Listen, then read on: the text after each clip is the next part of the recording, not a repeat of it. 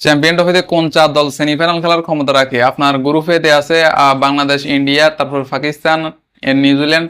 আর group B তে আছে England, Australia, south Africa, Afghanistan. তো সেখানে আপনার পাকিস্তান, গ্রুপ এ তে পাকিস্তান এবং বাংলাদেশ সেমিফাইনাল খেলার ক্ষমতা রাখে, এবং গ্রুপ বি তে অস্ট্রেলিয়া আর হচ্ছে সাউথ আফ্রিকা। এই 4 দলে সেমিফাইনাল খেলার ক্ষমতা রাখে আপনার। কারণ হচ্ছে দেখেন, পাকিস্তান নিজেদের ঘরের মাটিতে খেলবে।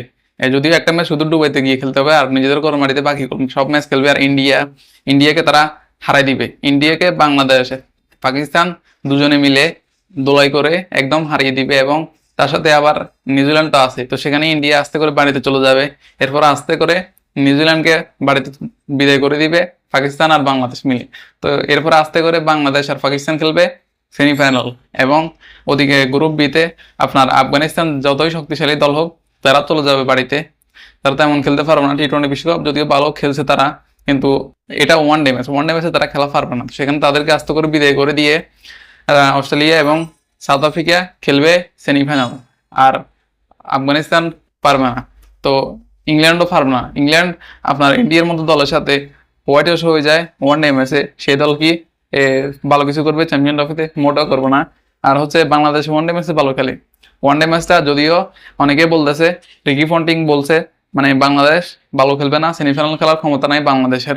তারপর ইন্ডিয়ারও অনেকে বলছে বাংলাদেশ সেমিফাইনাল খেলার ক্ষমতা রাখে না। কিন্তু যতই কিছু বলক, তারা বাংলাদেশ যে শক্তিশালী দল এবং ওয়ান ডে ফরম্যাটটা তারা ভালো খেলে, এবং শান্ত যে বলছে চ্যাম্পিয়ন হবে বাংলাদেশ, এগুলো তারা ভুলে গেছে। তো সব মিলিয়ে বাংলাদেশ সেমিফাইনাল খেলবে। গত আসরে বাংলাদেশ সেমিফাইনাল খেলছে, তো সেখানে বাংলাদেশের ক্ষমতা থাকতেই পারে। আপনি দেখেন 2017 সালে ইন্ডিয়ার সাথে সেমিফাইনাল খেলছে, কিন্তু ইন্ডিয়াকে হারাতে পারে না, এটাই কথা। না হলে বাংলাদেশ ফাইনাল ম্যাচ খেলতে একটা সুযোগ ছিল বাংলাদেশের। তো এবারও এরকম হবে, যদিও চ্যাম্পিয়ন হবে না বাংলাদেশ, কিন্তু সেমিফাইনাল খেলার ক্ষমতা রাখে, এটাই কথা, এটাই হলো আসল কথা। আর পাকিস্তানও সেমিফাইনাল খেলবেই খেলবে।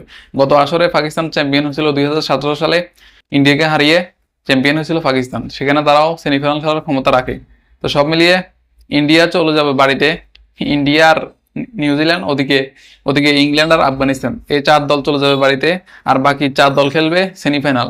এটা খাতায় লিখে রাখেন যারা বলতেছেন যে ইন্ডিয়া, দাদারা অনেকে বলতেছে, আমাদেরকে বলতেছে যে বাংলাদেশ মানে 20 বার চ্যাম্পিয়ন হয়েছে, মানে অনেক কথা তারা বলতেছে, কিন্তু মানে যত কিছু বলেন আপনারা লাভ হবে না, ইন্ডিয়া হারবে। গত আসলে ইন্ডিয়া ফাইনাল ম্যাচ খেলছে পাকিস্তানের সাথে, এবার আসলে ফাইনাল না, সেমিফাইনাল খেলতে পারো না। যদিও ইন্ডিয়া শক্তিশালী দল, এটা মানা অস্বীকার করার কিছু না, ইন্ডিয়া শক্তিশালী দল, সেখানে তারা ভালো খেলবে। কিন্তু ওই যে কথা আছে না, পাকিস্তান আর বাংলাদেশ দুজনে মিলে আস্তে করে বিদায় করে দিবে ইন্ডিয়াকে। আর হচ্ছে সাউথ আফ্রিকা যত টুর্নামেন্ট খেলে, তারা বিশ্বকাপে হোক টি-20 হোক যেটা হোক, মানে তারা শুধু ফাইনাল ম্যাচ থেকে তারা হেরে যায়। সাউথ আফ্রিকার আসলে তাদের মহিলা ক্রিকেট টিম বা পুরুষ ক্রিকেট টিম দুইটাই, তারা সব জায়গায় শুধু হারে আর হারে, মানে তারা ফাইনাল ম্যাচে গিয়ে মানে জিততে আর পারে না, চ্যাম্পিয়ন হতে পারে না। তো এবারও দেখা যাক কি করতে পারে তারা। অস্ট্রেলিয়া সাউথ আফ্রিকা খেলবে সেমিফাইনাল। আর অস্ট্রেলিয়া হচ্ছে শক্তিশালী দল, মানে টি-20 না ওয়ান ডে ক্রিকেটের শক্তিশালী দল অস্ট্রেলিয়া। তো সেখানে সেখানে এই 4টা দলে খেলবে সেমিফাইনাল, এরপরে ফাইনাল খেলবে, সেটা দেখা যাবে পরের কথা।